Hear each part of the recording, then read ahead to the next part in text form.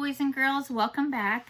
We are reading The Mouse and the Motorcycle, chapter 6, page 64. Grab your books and get ready to follow along. Peanut butter sandwich. I told you to be careful, scolded Keith when his parents had gone to dress and Ralph had crawled down his arm into his hand. It wasn't my fault the door blew shut. Ralph jumped from the hand to the bedspread. Though Keith was a friendly boy, even a generous one, Ralph still did not like the feel of skin against his paws. It must be terrible to go through life without fur and such a nuisance. Having to wear clothes that have to be washed and drip dried. Ralph knew all about drip drying. Many were the drops of the water from the shirts and slips that he had dodged going in and out of the mouse hole.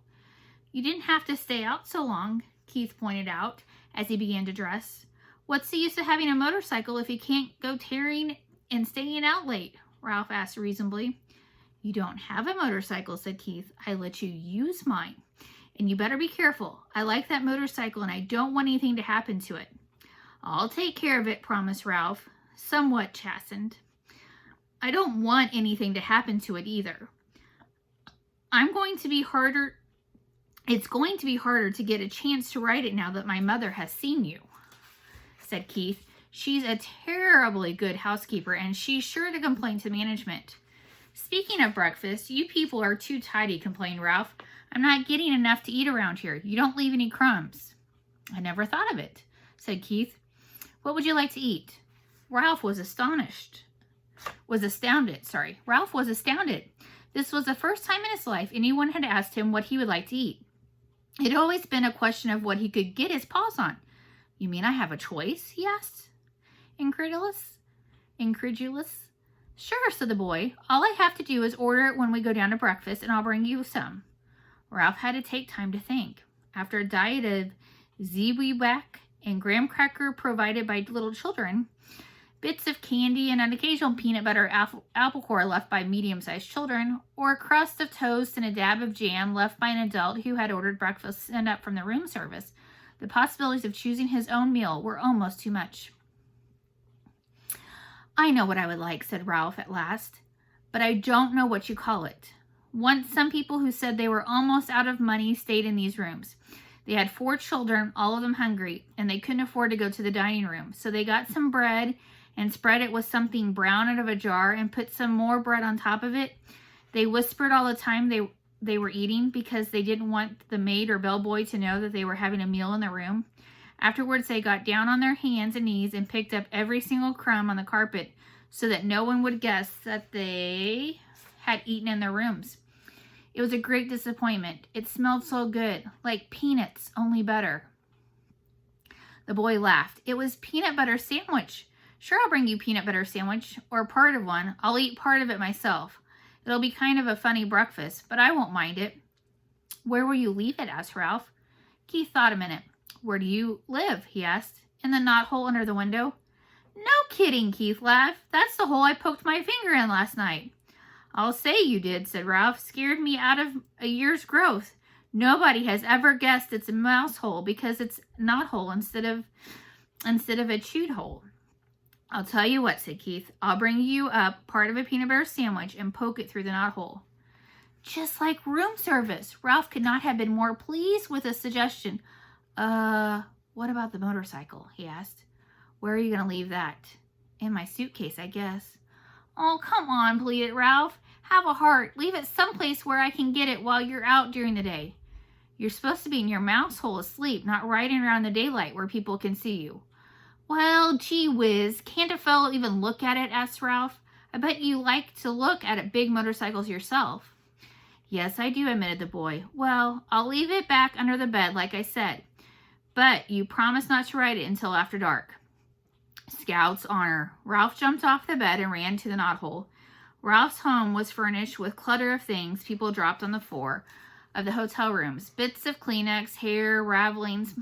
His mother was always planning to straighten it out, but she never got around to it. She was always too busy fussing and worrying. Now, as Ralph expected, she was dividing rye crisp crumbs among his squeaky bunch of little brothers and sisters while she waited to scold him. Ralph, if I've told you once, I've told you 1,000 times, she began. Guess what? Interrupted Ralph in an attempt to change the subject. Somebody in room 215 is going to bring us a real peanut butter sandwich. Ralph, cried his frightened mother, you haven't been associating with people. Oh, he's just a boy, said Ralph, deciding to keep the complete story of the dangers and the glories of the past night to himself. He won't hurt us. He likes mice. But he's a person, said his mother. That doesn't mean he has to be bad, said Ralph, just like Pop used to say. People shouldn't say all mice are timid just because some mice are, or that all mice play when the cat's away just because some do. Just the same, Ralph, said his mother, I do wish you'd be more careful with whom you associate with. I'm so afraid you'll fall with the wrong sort of friends. I'm growing up, said Ralph. I'm getting too old to hang around a mouse nest all the time. I want to go out and see the world. I want to go down on the ground floor and see the kitchen and the dining room and the storeroom and the garbage cans out back. Oh, Ralph, cried his mother, not the ground floor, not all the way down there. You aren't old enough. Yes, I am, said Ralph stoutly. There's no telling what you might run into down there. Mousetraps, cats, poison. Why, out by the garbage cans, you might even be seen by an owl. I don't care, said Ralph. Someday, I'm going downstairs. But think of the owls, Ralph, implored his mother. We moved into the hotel because of the owls. It was after your Uncle Leroy disappeared and the bones were found in an old owl pellet. The mother's mouse plea was interrupted by the sound of Keith returning to room 215. Now you'll see, said Ralph to his mother, who waited anxious lest his friend let him down. Sure enough, Keith came to the knothole. Psst, he whispered. Here it is. The waitress thought I was crazy ordering a peanut butter sandwich along with my cornflakes for breakfast, but here it is. He stuffed half a sandwich a bit at a time into the knothole, where Ralph seized the pieces and pulled them all the way through. Listen, we're going to be gone most of the day. The dining room is packing as a picnic lunch, and we're going to drive along some of the back roads and visit some old mining towns. Thanks a lot, Ralph managed to say, with his mouth watering. Have fun. See you tonight, said Keith. Have a good day's sleep. Ralph's mother could not help being impressed with the sight of the peanut butter sandwich. Just like room service, she marveled. Why, is that peanut butter and jelly sandwich? And it even has butter in it. I told you he'd bring it. Ralph could not help but boasting, even though his mouth was full. After sharing his feast with his squeaky little brothers and sisters, all of whom had trouble with the peanut butter sticking to their teeth, Ralph curled up on a heap of shredded Kleenex and took a good long nap. When he awoke refreshed, his first thought was of the motorcycle. He wondered if Keith really had remembered to leave it under the bed. He yawned and stretched and left by way of the knothole. Room 215 was just as Ralph had seen it last. The bed had not been made, and there were no fresh towels by the wash basin.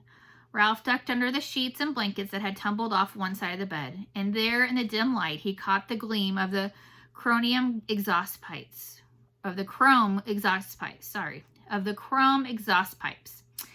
Keith had trusted him after all. He walked across the carpet and took hold of the hand grips once more. They felt just right in his paws, and he longed to be off, speeding around the threadbare spots on the carpet. But a promise was a promise. Keith had kept his promise about the peanut butter sandwich. Ralph would keep his about not riding the motorcycle in the daytime. He tried to satisfy himself by walking around the motorcycle in the dim light under the bed, admiring all over again the sleek design of the machine. Ralph was lost in admiration and daydreams of speed and power when suddenly the door opened and the maid entered. It was too late to make a dash for the mouse hole. The maid stripped the blankets and sheets from the bed, shedding unwelcome light on Ralph and the motorcycle. Her feet in white sneakers moved lightly as she gathered up the sheets and pillowcases and towels and dropped them with a soft plop beside the open door. The next thing Ralph knew, he was hearing a familiar, dreaded footsteps coming down the hall. Steps he had learned to fear when he was a tiny mouse. It was the head housekeeper, the woman who was in charge of all the maids in the hotel. He recognized her steps, and he recognized her shoes. Stout, sensible black Oxfords. Nothing was ever clean enough for the head housekeeper. And when Ralph's whole family lived in the dreaded nest, she discovered their mouse hole. Now he held his breath in hope she would not go down the hall, but no, she stepped into room 215. Good morning, Marjorie, the housekeeper spoke crisply to the maid. Be sure to clean 215 and 216 very thoroughly this morning. There has been a complaint from their guests. They suspect mice. Yes, ma'am, said the maid. Look behind all the drawers, continued the housekeeper, and in the corners of the closets. Please report any evidence of mice, and be sure you vacuum under the beds. You have been getting careless lately. With that, she walked briskly down the hall. Old grouch, muttered the maid, as she reached into the hall for something that produced a sound that struck terror in Ralph's heart. It was the clang of a vacuum cleaner, attachments banging together. And that's where we stop at today, boys and girls. Tomorrow is Chapter 7, The Vacuum Cleaner. Have a great day.